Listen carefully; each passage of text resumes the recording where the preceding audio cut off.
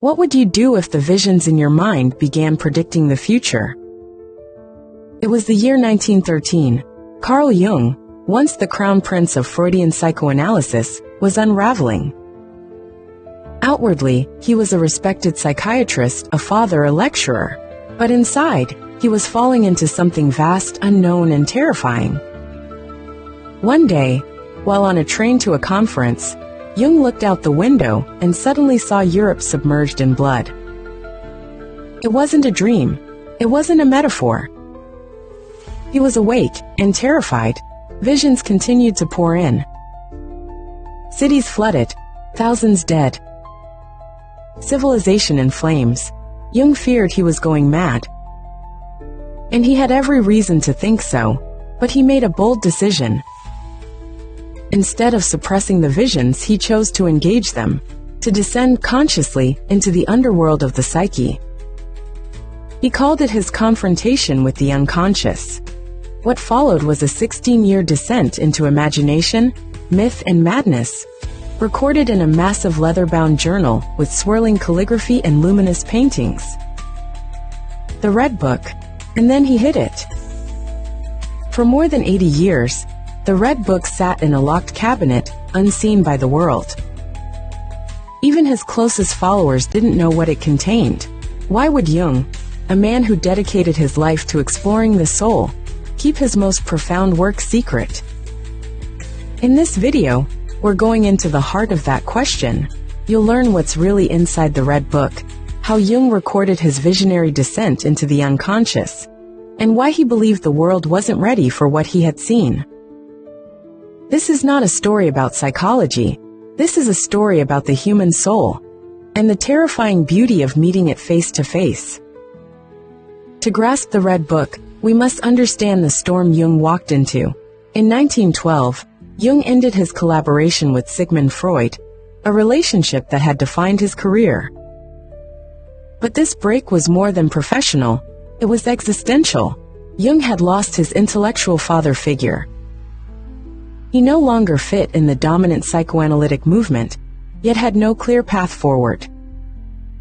"I had to find a new foundation," he later wrote, "or else everything would collapse." And that's when the visions began. He described it like an inner earthquake. A voice within urged him to go down. At first he resisted, but finally he surrendered.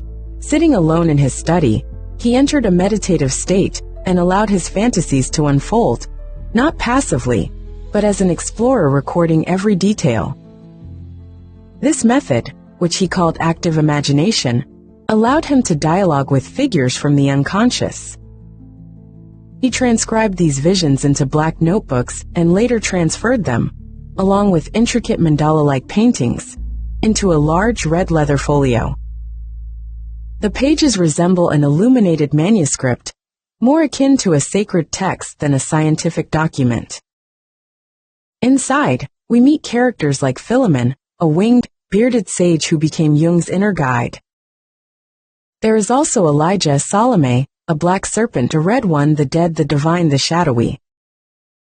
Jung doesn't analyze them, he speaks with them, listens to them. They challenge him, tempt him, destroy him, and help him be reborn. This isn't metaphorical. For Jung, these were real psychic realities, autonomous fragments of the psyche, arising from the collective unconscious. They taught him that the unconscious isn't just a warehouse of repressed memories, it's a living mythic dimension that shapes all human life. From this experience, Jung developed his most influential ideas. The shadow, the dark, repressed parts of ourselves we must confront to become whole. Archetypes, recurring figures like the mother, the hero, or the trickster that emerge in myths, dreams, and personal visions. The collective unconscious, a universal layer of the psyche that all humans share, containing ancestral memories and symbolic structures. Individuation, the soul's journey toward wholeness, where the ego aligns with the deeper self. The Red Book is not a textbook. It's the seed of a psychological and spiritual revolution.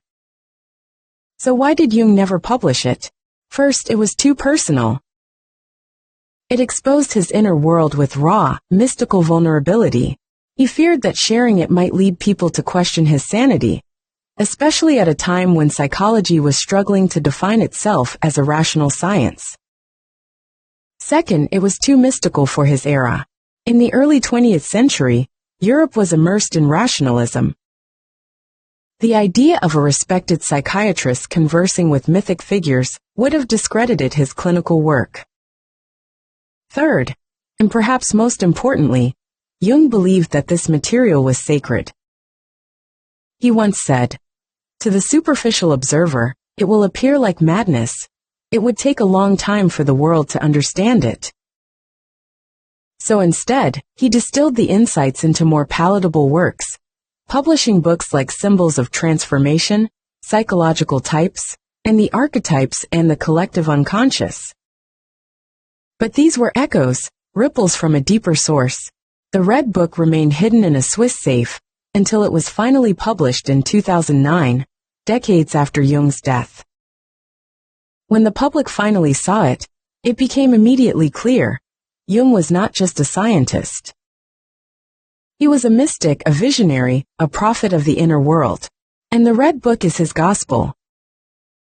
The Red Book is unlike anything else in modern psychology, not because it's more brilliant, but because it's more honest.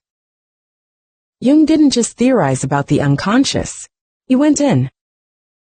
He mapped it, and he returned with a book that blurs the line between madness and myth, science and soul. He didn't publish it, not because he lacked courage, but because he had vision. Jung saw that what he had experienced was not just for his time, it was for the future, for us, because now more than ever, we need a guide to the inner world. We live in an age of distraction, fragmentation, and noise. Our attention is pulled outward, always outward, toward data, toward performance, toward endless scrolling. And yet the deepest answers have always lived in the place Jung went, within. The Red Book invites us to reclaim that journey, to stop fearing the irrational, the symbolic, the visionary, to trust that what emerges from the unconscious, if we listen, if we engage with it, can lead us not into madness but into meaning. So maybe the real question isn't why Jung hid the Red Book. Maybe the question is, what parts of yourself are still locked in a drawer?